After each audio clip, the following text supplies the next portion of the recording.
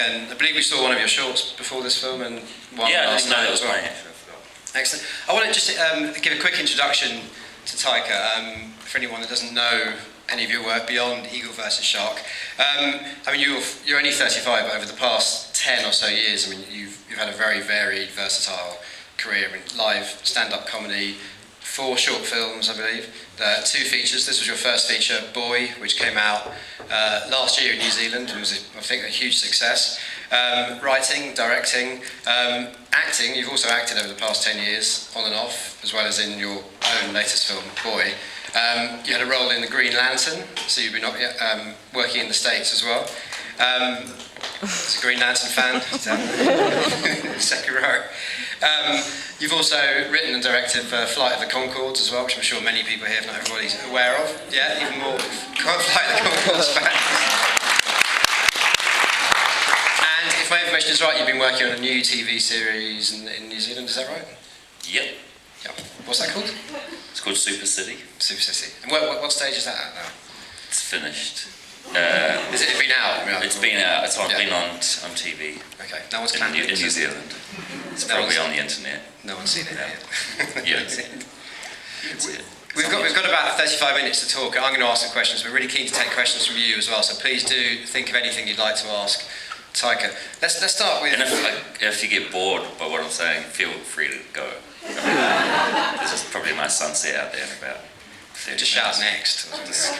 We can move on. Next filmmaker. Well, let's start with Eagle. I want to talk not just about Eagle versus Shark, but hopefully touch on Boy and some of your other work as well. But Eagle versus Shark, which everyone's just seen just now, how would you describe the tone you were after there? I mean, it's kind of I'd say it's the comedy of awkwardness in some sense. You're trying to get the awkwardness of those characters, the relationship between them, but also make us feel, I think, quite depressed. No, not depressed. I think it's it's a funny film and it's a lovely script and it's got so many beautiful visual touches in it, so it's not depressing at all. But you definitely try to make us feel awkward, I think, with some of the relationships between. Oh, definitely. I wanted everyone to feel awkward. And I was trying to start a new genre of depressing comedies and or funny dramas or So like all my favourite films are films like they have very similar themes and very, very similar tones. Like the film is sort of inspired a little bit. Well, the character was inspired a bit by this film, Love Serenade, an Australian film that Miranda Otto starred in years ago. Very good, awkward, weird comedy. And so a lot of my favourite films are films like that, like The Castle, another Australian film. Todd Solondz films like Welcome to the Dollhouse was a big inspiration for me.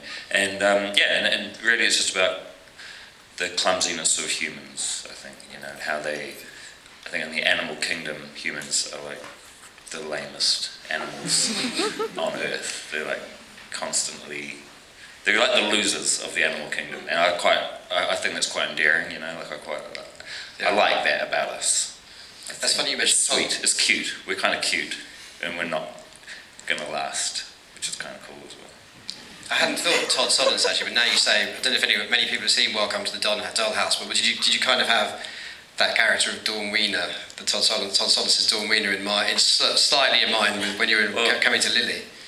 No, actually she made that character up by herself, so it was like she had already been sort of toying around with that character, and I always wanted to work with her, and so I kind of like started writing the script based on the character she already had, and so she was already going to be that person. But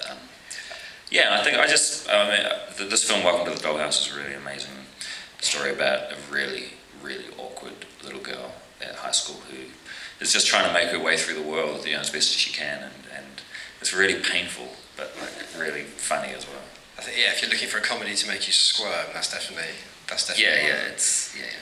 You'd work with Jared, the character, which we mentioned Lily there, the character of Jared, played by Jermaine Clement. You'd work with. when you started out in comedy, you were working with Jermaine. I mean, when you started writing the character of Jared, did you have him in? Did you build it around him? What you knew he could do, the kind of places he could go as a comic actor? No, actually, I wrote a couple of drafts of the script, and I'm still trying to think of who would play it. And at some point, it was a version of the character that I was thinking of playing, but then,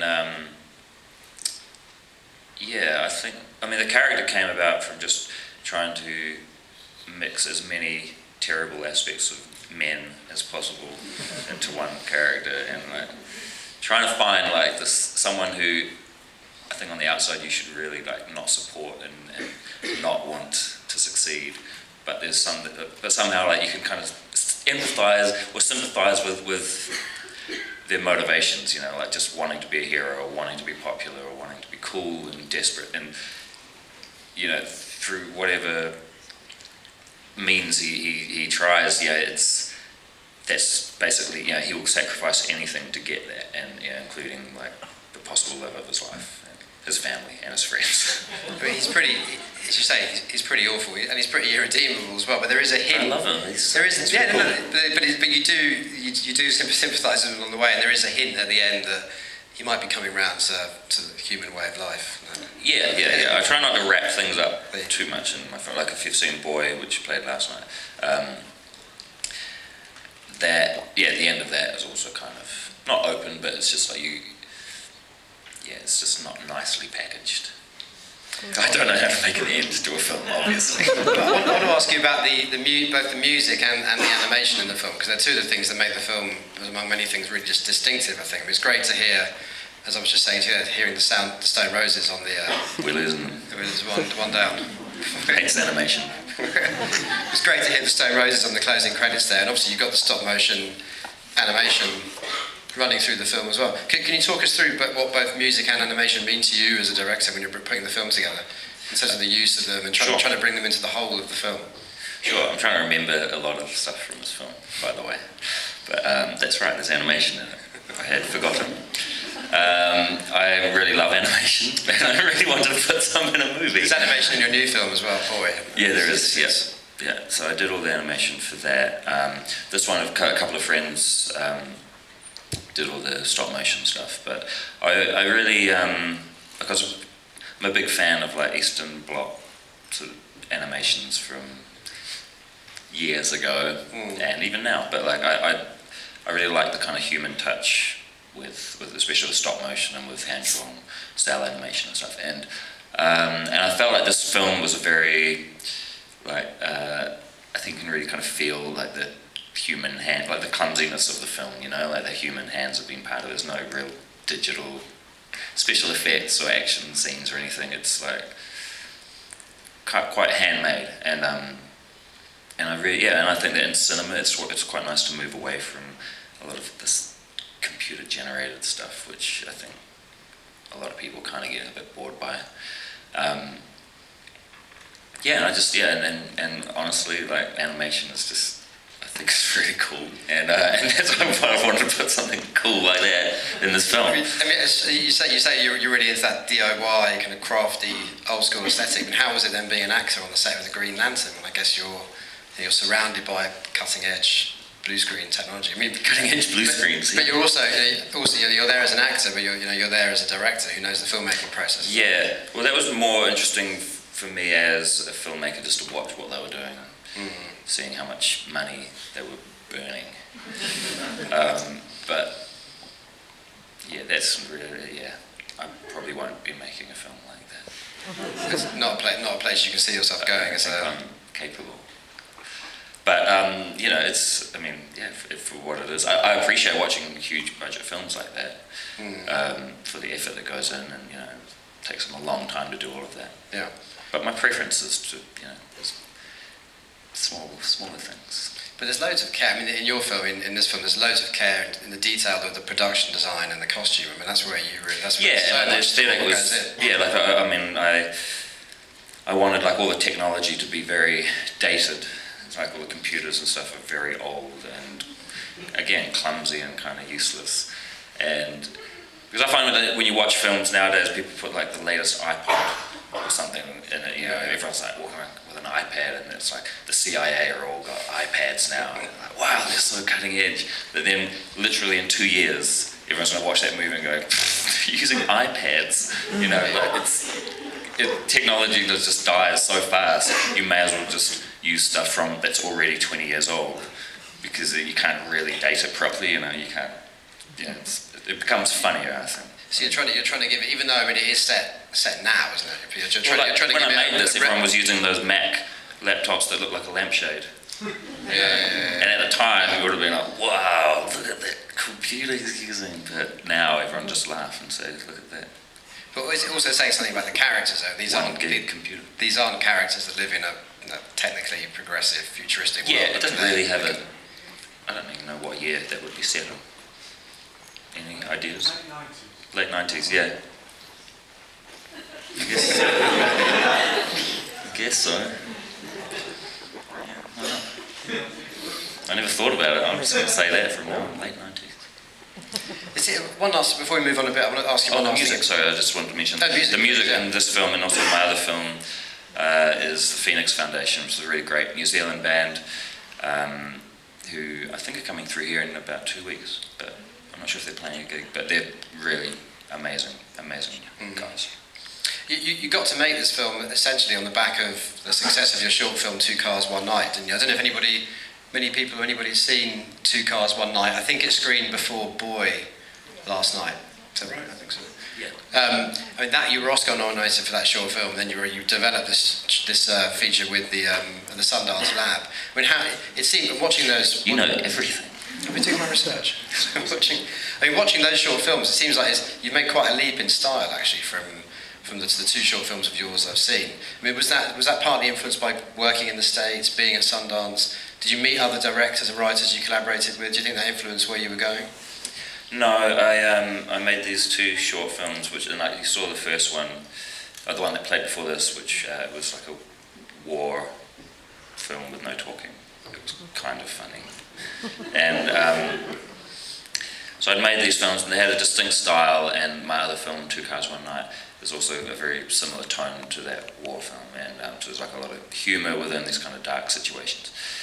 And I was a little scared of being boxed into making these types of films forever, especially in New Zealand. Like you want to watch out, because if once people know you for a certain thing, then it's very hard to break out of that. So I decided to make a kind of ridiculous comedy that wasn't Māori or wasn't set in the country, and wasn't anything like those shorts really. Sure.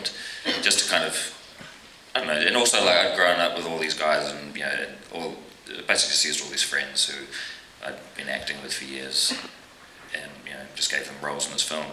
And in films like Boy and like these two short films, I wouldn't really ever work with these friends of mine if I just kept making films like that. So it was just really a reaction to like not wanting to be a certain type of filmmaker. It's interesting you say that. So you felt because you'd had Maori characters in those two shorts, you felt that was something that could pigeonhole you as a director who tells just indigenous stories, and that's just your only interest. Yeah, absolutely. And also, for moving to the States and working there, I think if I'd just turned up with those two shorts, it would have limited me a lot as to what kind of work I'd be offered. Whereas this opened up a lot more doors. Sure, yeah. And what stage, before we move on to talk about Boy, I mentioned Flight of the Conchords, there was definitely some fans out there, so I do want to ask you about that. They're idiots. Was that, I mean, you mentioned there that with Eagle versus Shark and Boy, you were working with people who you'd known for years. Is that really how you got involved in Flight of the Conchords as well, because they were friends of yours? Yeah, that's it. It wasn't my talent, it was just that they were mates, and they said, you should come and direct a couple of episodes, and there's just nepotism. Yeah, and you wrote for them as well. You wrote some. I wrote a couple of episodes as well. Yeah. Yeah. They were probably the best ones. Definitely in the first season, one I wrote was the best.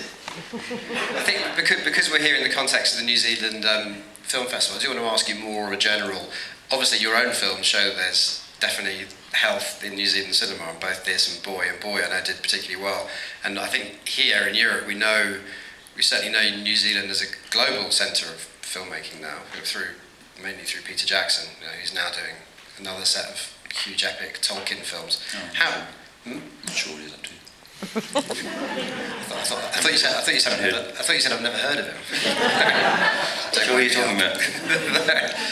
PJ. But away from that, I mean, would you say New Zealand cinema is in a healthy place right now? Is there a lot of talent there? Apart from yourself, obviously. Oh, apart from me? Oh, I don't know. No, I think it's, I don't know, I think it's in a healthy state. I don't really keep tabs, I don't hang out with many of them. New Zealand film in general, I think that you can kind of describe as landscape with some sort of child actor who saves everybody and then dies with haunting music accompanying. Like most of our films, we're kind of known for this, like what Sam Neill called cinema of unease, which is basically a nice way of saying depressing films. And that's kind of what we're known for, I think. You know, a lot of our art is very dark, and because we're on an island that you can't escape from, in the middle of nowhere. It's like Iceland. So we're like, all of our stuff is like very kind of moody and introspective. I think that's a really good introduction for Boy. I don't know how many people here have seen Boy. Many people? A fair few people, excellent. And they've liked it as well. I mean, I think Boy is definitely not that. It's not that. And that again was a reaction to those types of films. Like, you know, like my first film, which was, you didn't see, Two Cars One Night, it's about these kids in a car park waiting for their parents to come out of the pub. And a lot of their conversations are very funny.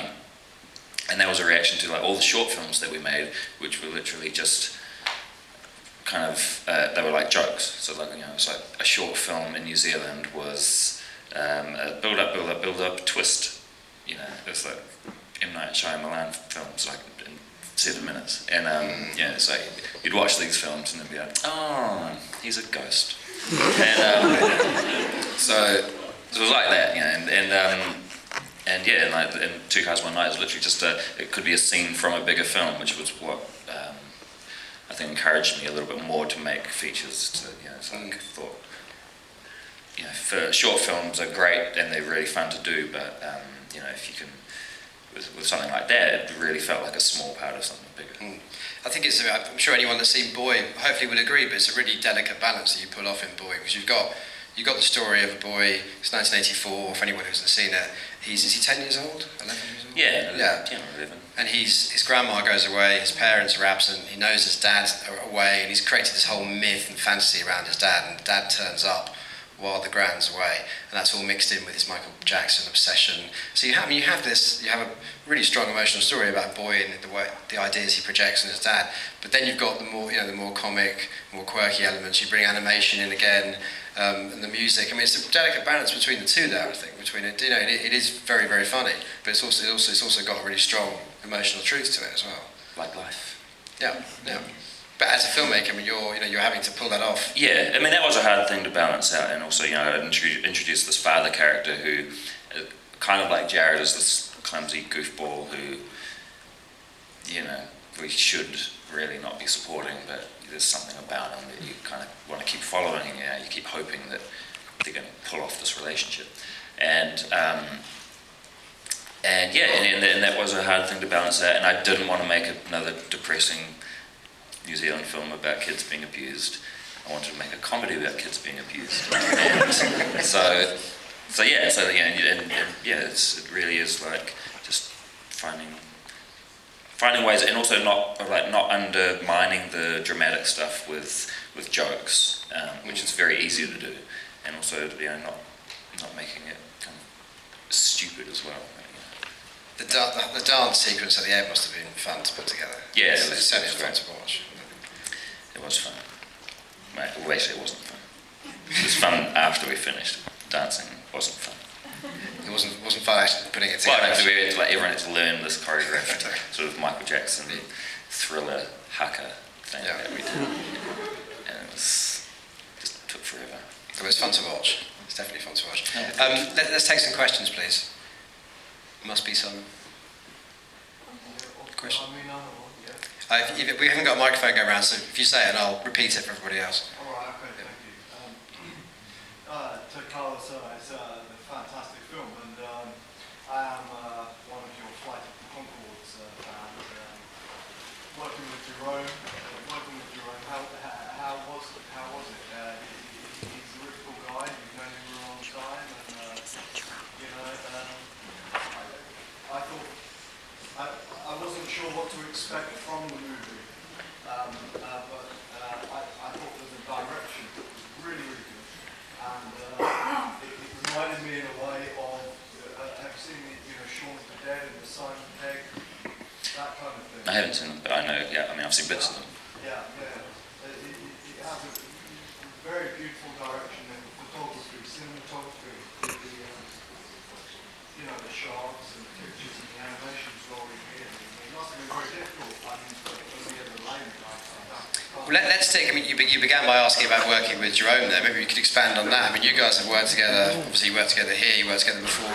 Maybe you could sort of expand a little for him on, on your working relationship, how you work together. I mean, do you develop just a kind of your own language between each other when you work together with someone for so long? Is it kind of Yeah, our language is telepathy that we have when we work together is basically this. Hey man, hey, what if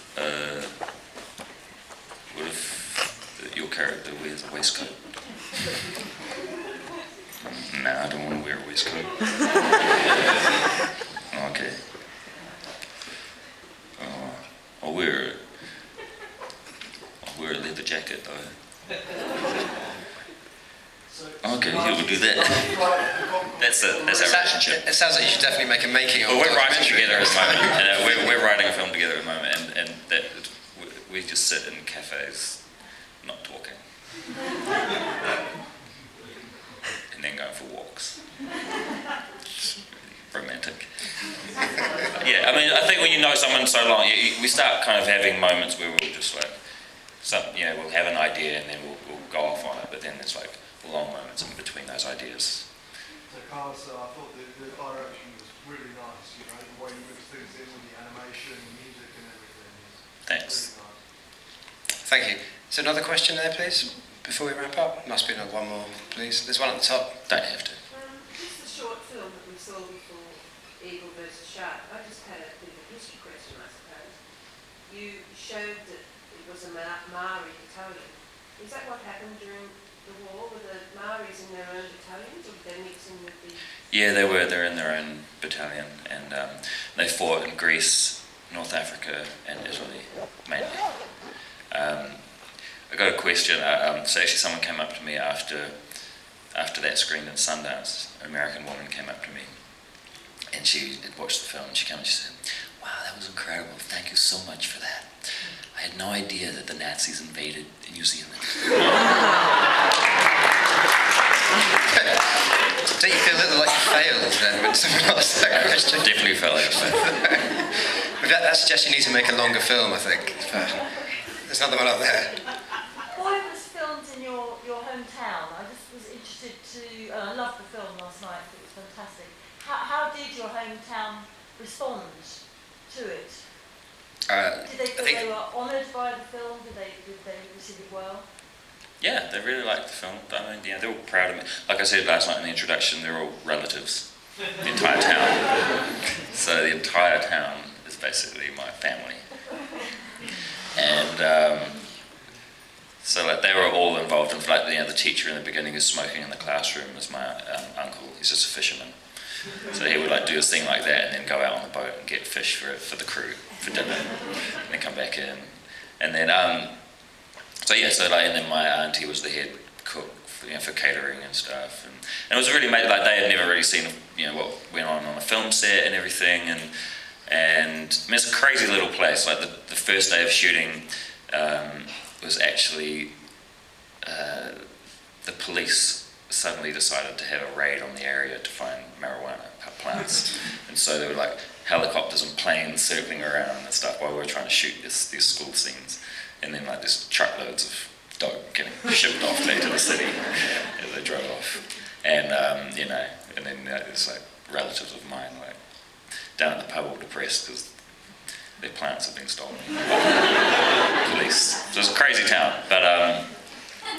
but yeah, you know, they all really supported it, and you know, and when the film came out, they were really, yeah, they're just very proud. You didn't lose any of your cast to jail, then? No one was hauled off. No, one kid did decide to run away and to the city, and we had to replace him. He never turned up again.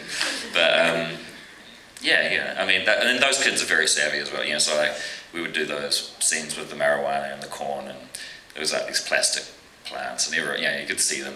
They're kind of up close. They were like just a little bit shitty, but.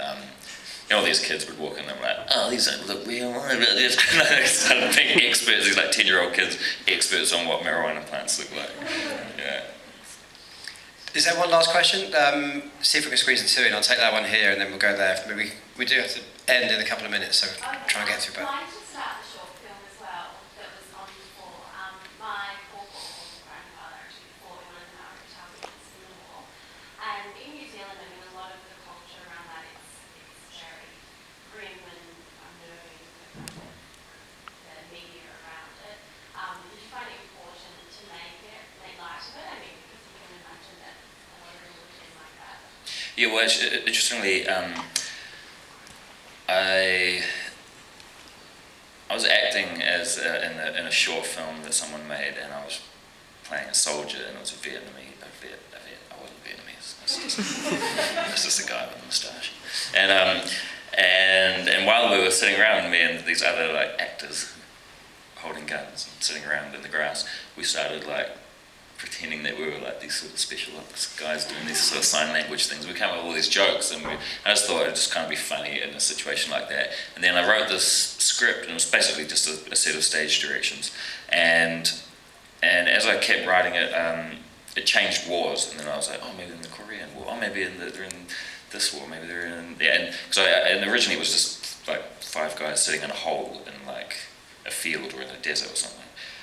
And it just kind of, like once we started going into production and trying to find locations, we found that the Wellington Hospital was being demolished, and they said, yeah, you can blow shit up and do what you want here. And so we used all of their machinery to like create this broken down town. It just turned into, to some like town in Europe, like in Italy. And so it became the Māori battalion. And I was a little bit worried. I thought, I don't want this to be just me taking the piss out of like these guys. Were very, they're treated as heroes in New Zealand, and it's very, very revered. And so we had this premiere of the short film, and a lot of my family and a lot of these veterans from the battalion came to see the film. And just before the film was starting, my great uncle, who his name's Major John Waititi, and he was one of the sort of majors in the war, and he, I was having a drink with him before the screening, and he just started telling me the story, and he didn't know what the film was about, and he said, oh man, this one time we were in Monte Cassino, and we had to go into the town, and like we were trying to like find Germans and all the stuff, and the town was a complete mess because they completely bombed it, so we were sort of stuck in this maze of ruins, and so we'd have to move around at night, and then when the sun came up, you'd have to go and hide and just sit there all day. And so one day we were, we got caught by the sun, so we had to go and find this. We found some apartment. We went and sat in there all day long. And we just waited. We got so bored, and we were like telling jokes and making fun and stuff. And it basically described the entire film, except that I got one amazing part of it. He said, and we got so fed up with being in there and so like uncomfortable. We all stood up and did a completely silent haka. He said that they all got up and they were doing this haka together, and a big bunch of guys in this house, and then the sun went down and we went off on our way again. I love how you introduced the debate of the dilemma of can you shoot the cat-loving Nazi in there as well. It's right. It's quite a complex. It's actually a complex debate. If a Nazi loves a cat, can you shoot it? It's not as superficial as it might sound the way I say it. They're going to squeeze in that last question up there. Was it there? Is there any potential to do a Kiwi-style film in the genre of the castle from Australia? Is there any potential to do something like that? Kiwi version of the castle. Kiwi version of the castle. I think there is, but we'd probably just get pulled up for copying Australia. We should probably make our own so good as well, you know. Yeah. Is there any plan for Boy to come out here? There's a plan. I mean, The plan involves does it have a distributor? The plan involves this DVD that I've got in my pocket that I'm going to share with everyone. Actually, no, I don't know what's going on with if there's distribution here yet. It may or may not be on the internet already. I may have actually been one of the only filmmakers in the world to torrent their own movie. It's a very liberal, progressive approach. Yeah, We're not encouraging it. We're going to have to wrap up, but Taika Waititi, thank you very much. Thanks for having me.